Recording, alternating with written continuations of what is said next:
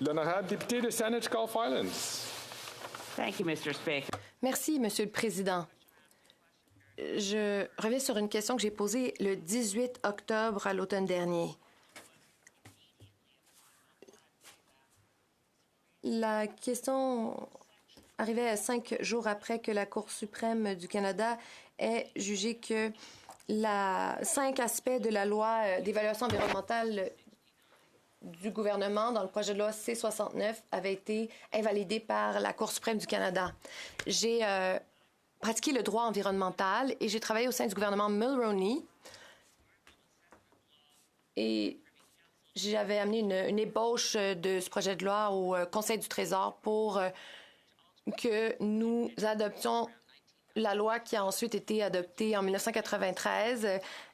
De nombreuses moutures de ce projet de loi ont vu le jour. Ce projet de loi fonctionnait bien et cette loi a été abrogée dans une loi budgétaire omnibus sous le premier ministre Stephen Harper. Et cette loi a été éliminée par le projet de loi C-38 au printemps 2012. Donc, c'était plus que déplorable. Lorsque le nouveau gouvernement est entré au pouvoir en 2015, le premier ministre actuel a donné une lettre de mandat à l'ancienne ministre de l'Environnement, Catherine McKenna, pour qu'elle répare les pots cassés. Tragiquement, elle a fait fi des conseils des experts environnementaux. Donc, la question que j'ai posée le 18 octobre était, en fait, si le nouveau ministre de l'Environnement allait suivre les excellents conseils du panel qui avait été présidé par l'ancien président du Bureau d'évaluation environnementale du Québec.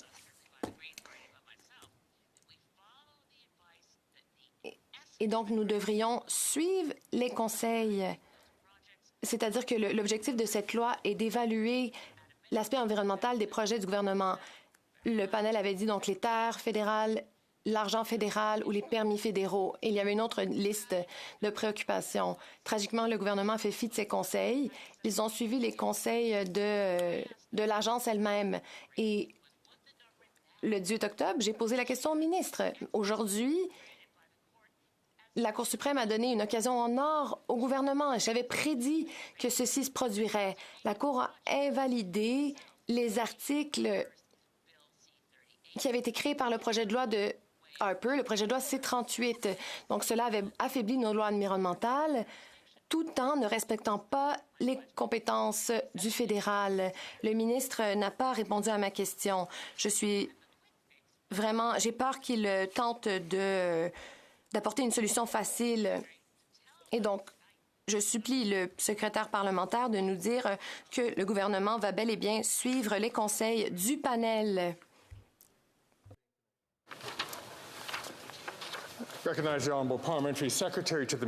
L'honorable secrétaire parlementaire du ministre de l'Environnement et du Changement climatique. Merci. Je remercie ma collègue pour sa question. J'espère que le fait qu'elle soit en virtuel ne signifie pas qu'elle est malade. Je remercie la députée de Saanich Gulf Islands pour sa question. L'une des raisons pour laquelle j'ai décidé de m'impliquer en politique, c'est en raison des politiques environnementales désastreuses de Stephen Harper. Cela était dommageable pour la réputation du Canada à l'échelle internationale et cela mettait également à risque nos ressources naturelles à risque. Je vais parler de certaines mesures touchant l'évaluation environnementale. À l'époque, des avocats de l'environnement ainsi que des activistes ont fourni des commentaires extrêmement précieux pour moderniser le régime d'évaluation environnementale. Nous savions qu'il fallait s'attaquer à certaines des questions qui avaient été soulevées auparavant. À Milton, l'expérience a été désastreuse.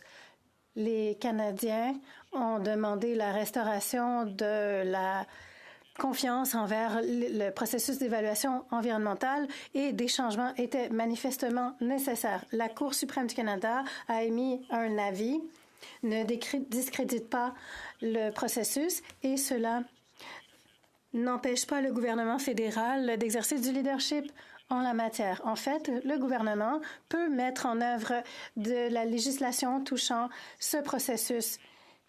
Et la Cour a également affirmé que l'approche était judicieuse.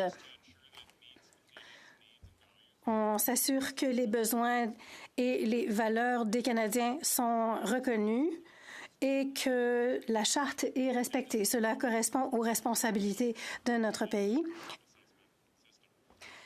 Le gouvernement a un plan pour faire davantage de plans et nous continuerons d'écouter les Canadiens pour prendre des mesures pour atténuer les changements climatiques et pour respecter les droits des peuples autochtones.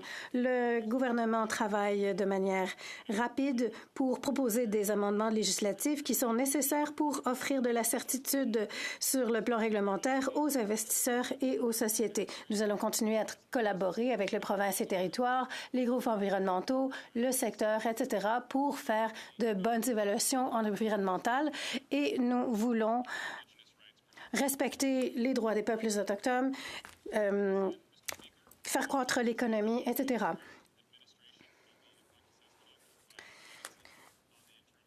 J'ai émis des lignes directrices pour permettre la continuité des processus de l'évaluation environnementale.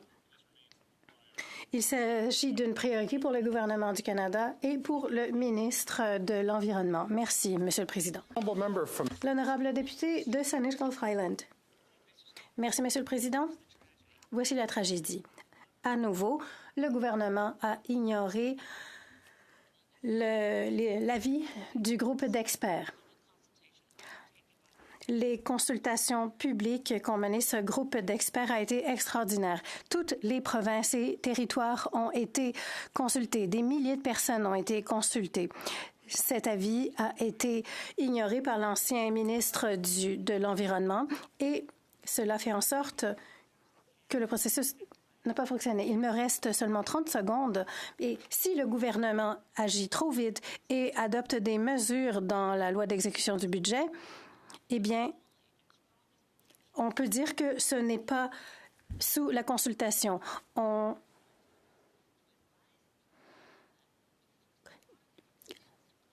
Il faut uniquement se fier aux avis du groupe d'experts, car c'est ainsi qu'ont eu lieu les consultations. Les conseils qui sont suivis ne sont pas les bons. L'honorable député de Milton. Merci, Monsieur le Président. La Cour suprême a offert des lignes directrices pour affirmer le leadership du gouvernement. Le gouvernement du Canada a également élaboré la loi pour s'assurer que les projets soient évalués de manière rapide et respectent les droits autochtones. Je viens de quitter le comité de l'environnement. Et pendant 2 heures, nous avons entendu 9 différents témoins.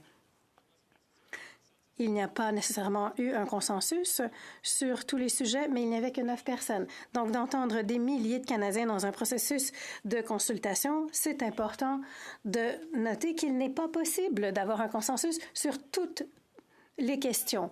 Le processus de consultation demeure une priorité pour le gouvernement, notamment sur la question de l'évaluation environnementale. L'honorable député de Spadina, Fort York.